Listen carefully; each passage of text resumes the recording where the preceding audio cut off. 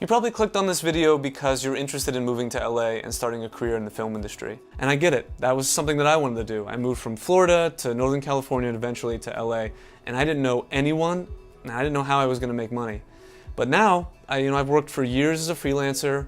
I started a successful commercial production company, and I worked for one of the major networks in the United States. So here's the top 5 things I wish I knew before I moved to LA to make it in the film industry.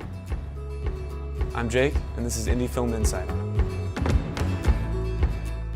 Number 1 is expenses. So the number 1 thing is saving up for 3 months of expenses. Now, no matter where you're from in the United States, Los Angeles is an expensive city. It's about $3,000 a month. I know, $9,000 seems like a daunting thing, but if you really want to do it right, save up that money, work extra jobs, and then come to LA with a nest egg. So a couple things that you can do when you first get here to keep costs down is 1, of course, find roommates. But not only just any roommates, you should find roommates that also want to follow your passion. You'll encourage each other to do better and bigger projects. When I first got here, I lived in a place with about 7 other people, and I loved it because everyone was in the industry in some way, actors or shooters, and we all encouraged each other to do projects all the time. When you first get to LA, you're going to be tempted to want to live in Hollywood, right? Because it's Hollywood, and you think that you have to be there to make it in Hollywood. You actually have to live in Hollywood.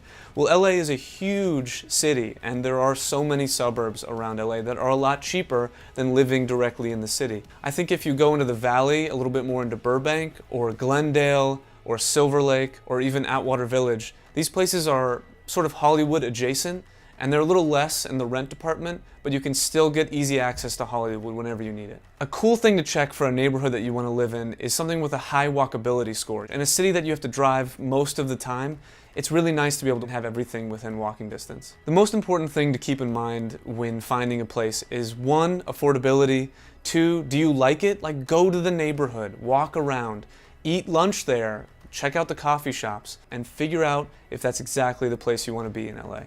I'm going to give you a piece of advice that maybe not everybody would give you, and this is to do 1 month of free or low-paying work. And what this does is basically gets you on set right away. It's PA, it's crafty, it's anything that you can meet a bunch of people, and I want you to book that entire month. I'm saying every day you're on a set. It can be different sets, it can be the same set, and I want you to talk to everybody on that set. Some of the best resources to find your first job in LA are filmmaking Facebook pages. One of my favorite ones is Film Industry LA. It's a really well curated LA-based filmmaking Facebook page. Another good resource is Craigslist or Mandy.com. Both of these places have tons of jobs that you could probably fill up your entire calendar with. After 1 month of free or unpaid work, don't do it ever again. You can still work for your friends, for your passion projects and things like that, but if there's a set and someone's not paying you, say no thanks. Number 3 is networking. I know everybody tells you networking. Networking in LA is just like it's a buzzword. It doesn't mean anything. How do I actually network? That's the thing that I really wondered about before I got to LA, and when I finally got here, it was still a struggle because I actually had to go out and I had to talk to people about what I wanted to do, and it's intimidating. It can be scary. But what I found out was that I would go to these events and I would see the same people over and over again. And eventually, I'd start talking to them. And of course, because we're at a filmmaking event, we had the same interests, and conversation just kind of flowed.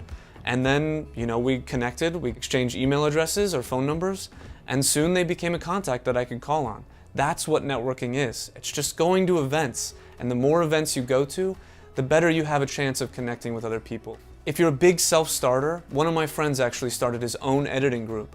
And instead of having to go anywhere, he just gets people to come to him. He just tells people to go to his favorite bar, and they all show up. If you are a big self-starter, that's something I recommend. So a lot of the networking resources that I found in LA, I actually put in the description below. So if you click down there, you can see what they are. A really cool thing about being in LA is that you can try and reach out to the people that you really admire. If there's a director you admire, or an editor, or a cinematographer, try to reach out to them without being too crazy. Maybe through their social media channels, maybe through their guild, maybe through their agent, but more often than not, they will respond. A buddy of mine sent a short film to Guillermo del Toro. He actually watched it and commented on it.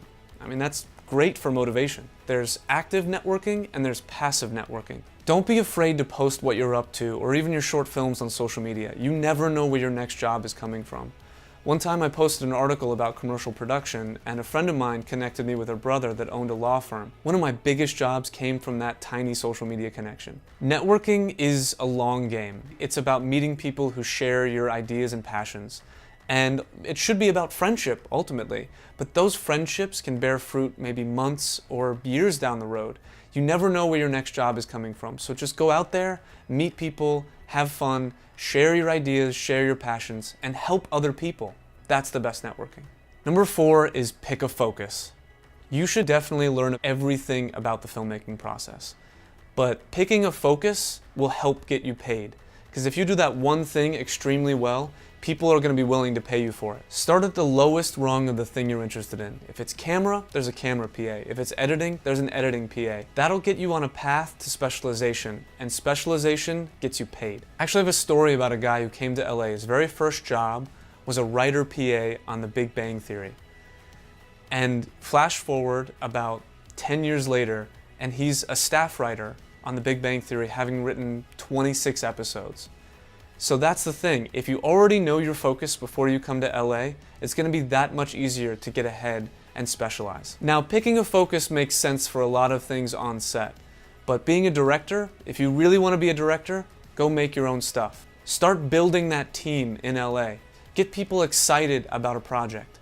Deliver on that project and people will want to work with you again. As a director, there's not really a focus. You need to know everything about the filmmaking process, and ultimately you need to make something that can be your calling card. Number 5, check your ego at the door. This is probably the most important thing on this list, and you can get further faster with these 2 things. 1, show up on time, and 2, have a good attitude. I can't tell you the number of times that I've hired people who had a great attitude, and I noticed. Everyone notices on set what your vibe is. Everybody notices what your energy is. And a good attitude can elevate the whole day. I've personally hired people again and again because of the energy they bring. If you go on set, you're on time, and you have a good attitude, I pretty much guarantee you they're going to invite you back. This industry is so tough. And I wish someone had told me these 5 things. And now that you know them, hopefully you can apply them when you come to LA and try to make it in the film industry. I'm Jake, and this has been Indie Film Insider. If you got value from this, then please like, subscribe, and share.